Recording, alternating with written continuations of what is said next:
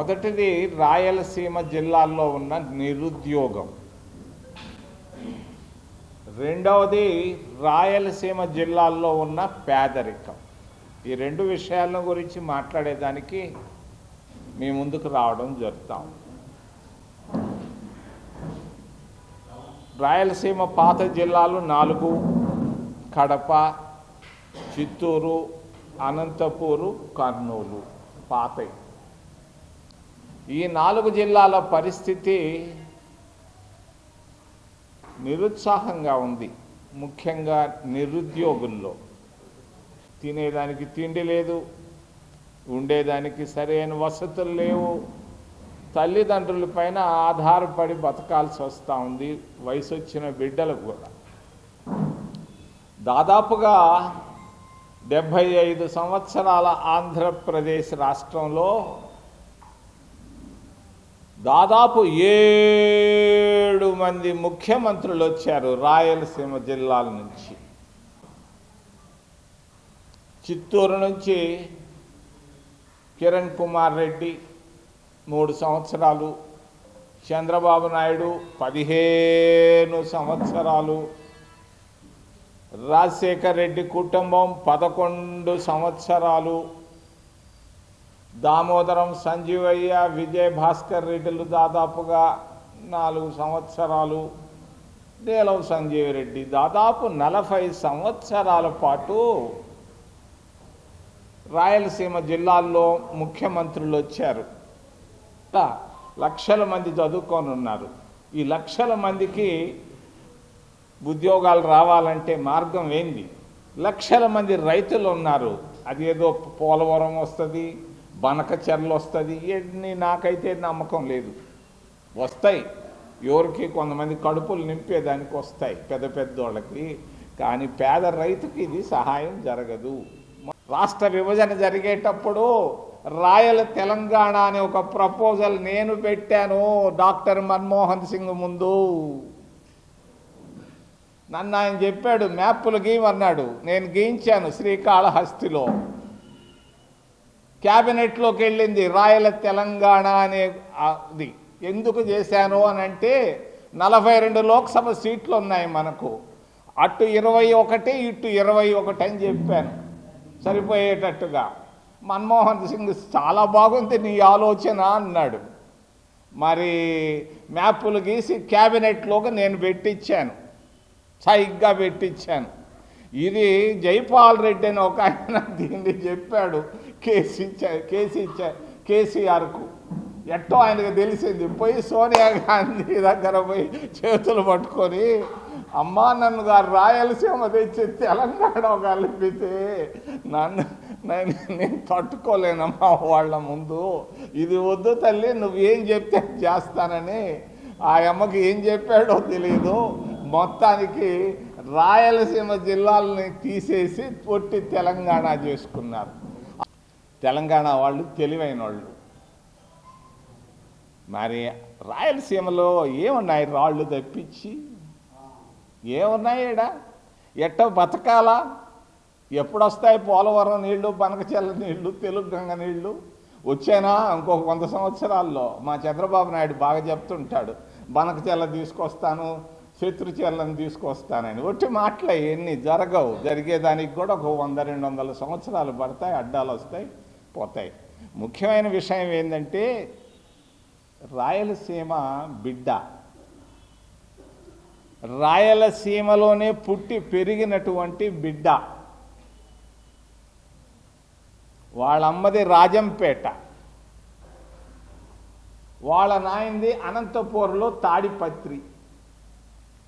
వాళ్ళ నాయన పేరు యుగంధర్, ఒక IAS ఆఫీసరు. ఆయన తిరుపతిలో చదువుకున్నాడు. ఆయన పెళ్లి చేసుకున్నాడు రాజంపేటలో. తల్లిదండ్రులకు ఒక బిడ్డ పుట్టాడు. ఆ బిడ్డ పేరు సత్యనాదెళ్ళ. ఈ 7 మంది ముఖ్యమంత్రులు చేయలేని పని ఒక్క బిడ్డ చేయగలడు. రాయలసీమలో పుట్టినటువంటి బిడ్డ, తిరుపతిలో మరి తిరుగుతున్నటువంటి బిడ్డ, రాజంపేట తల్లి, తాడిపత్రి తండ్రి, వాళ్లకు పుట్టినటువంటి బిడ్డ మైక్రోసాఫ్ట్కు ఈరోజు పెద్ద అధిపతి అయ్యాడు. 10 లక్షల కోట్ల రూపాయలను ఖర్చు పెట్టాలి అని అనుకుంటున్నాడు. 10 లక్షల కోట్ల రూపాయలు. దానివల్ల దాదాపు లక్షల మందికి ఉద్యోగాలు వస్తాయి. ఇంతకంటే వేరే మార్గమే లేదు. ఆయన వచ్చి ప్రధానమంత్రిని కలిశాడు, మోడీ గారిని కలిసి నేను 10 లక్షల కోట్ల రూపాయలను నేను ఖర్చు పెట్టాలనుకుంటున్నాను, పెట్టుబడులు పెట్టాలనుకుంటున్నాను అనగానే ఎత్తుకున్నాడు మోడీ. అరే వచ్చిందిరా మంచి ఛాన్స్ అన్నాడు. ఆయన గుజరాత్కు తీసుకోబోవాలనుకుంటున్నాడు. అందుకే నేను ఈరోజు కడపకు వచ్చాను, మిమ్మల్ని అందరినీ కొంత మేలుకొల్పేదానికి. ఈరోజు ఆర్ఎస్ఎస్ భగవత్తో కూర్చొని ఆయన ముచ్చట్లాడుతున్నాడు తిరుపతిలో. ఆర్ఎస్ఎస్ ఎన్టీ రామారావుని మర్చిపెట్టి చంద్రబాబు నాయుడు ఇప్పుడు ఆర్ఎస్ఎస్ జస్టిస్ ఆయన భగవత్తో, మోహన్ భగవత్తో కూర్చొని ముచ్చట్లాడుతున్నాడు సంస్కృత విద్యాపీఠంలో ఇదే సమయంలో. అందుకే ఆయన అక్కడ కూర్చొని ఉంటే నేను ఇక్కడ కూర్చుని దానికి వచ్చాను. ఇక్కడి నుంచి చంద్రబాబు నాయుడు చెప్తున్నాను, నువ్వేమో మోడీకి సహాయం చేస్తున్నావు, ఆర్ఎస్ఎస్కు సహాయం చేస్తున్నావు, ఎన్టీ రామారావుని మర్చిపోయావు. ఇప్పుడు మోహన్ భగవతుని కానీ ఆయన మేలుకొలుపు వాళ్ళిద్దరు తెలుసుకుంటున్నారు. ఏంటంటే మరి ఆర్ఎస్ఎస్ ఐడియాలజీ ఏందో తెలుసుకునేదానికి వచ్చి ఉన్నారు వాళ్ళంతా. మేము ఒక సంస్కృత విద్యాపీఠాన్ని తెచ్చి ఆడ పెడితే కాంగ్రెస్ పార్టీ మరి ఆ విద్యాపీఠాన్ని ఆర్ఎస్ఎస్ విద్యాపీఠంగా మార్చుకునేదానికి వచ్చి ఉన్నారు ఆర్ఎస్ఎస్ అధినేత మరి మోహన్ భగవత్. దానికి సపోర్ట్ చేసేదానికి చంద్రబాబు నాయుడు వచ్చున్నాడు. ఓ చంద్రబాబు నాయుడు, నీ ఆర్ఎస్ఎస్ బీజేపీని పక్కన పెట్టి మైక్రోసాఫ్ట్తో మాట్లాడు, సత్యనాదెళ్లతో.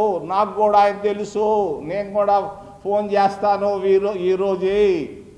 తప్పనిసరిగా మైక్రోసాఫ్ట్ పెట్టుబడులు కడపలో, రాజంపేటలో పెట్టుకో, తాడిపత్రిలో పెట్టుకో, లేకుంటే నీకు వచ్చిన దగ్గర చిత్తూరులో, నీ కుప్పంలో కూడా పెట్టుకో.